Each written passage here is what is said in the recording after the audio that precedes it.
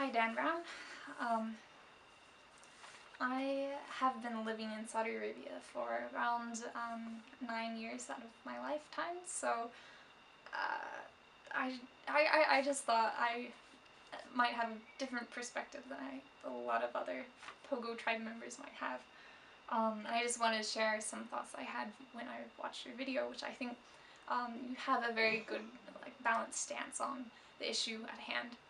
I think a lot of misconceptions arise from misunderstandings of the origin of the head covering, because in all honesty, I think in many ways it can be more of a cultural statement than a religious one necessarily.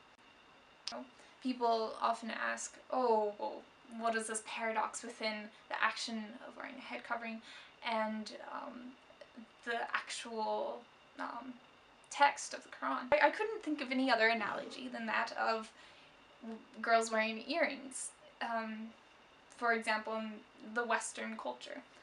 I think that there's no logic in necessarily puncturing holes in one's body and doing this, and yet it is such a commonly done thing that we don't think twice about it in America.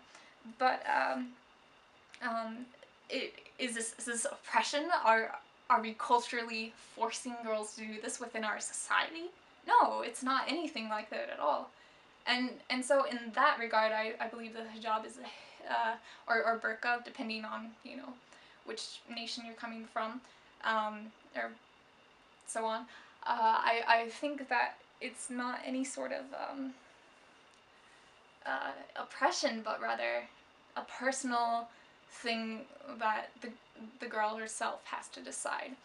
I actually have known a set of twins that, one girl has decided to wear the hijab and the other girl hasn't. And the family's completely fine with this. It's really up to the individual whether she feels inclined to look at the hijab or head covering in regards to the French Burka Ban. I believe that, exactly as you've put it, that the French government has the best of intentions, but it is in no means, it is by no means the government's job to be enforcing that kind of a thing. It could definitely save, cultural ridicule or anything like that, prejudices, but if a girl wanted to do that on her own, I think she definitely has that choice. And I don't think there's any figure in her life forcing her to do that.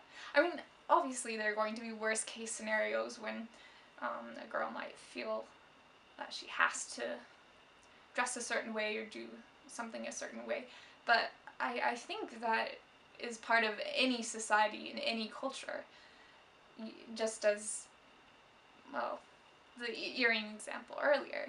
I think that this one thing of the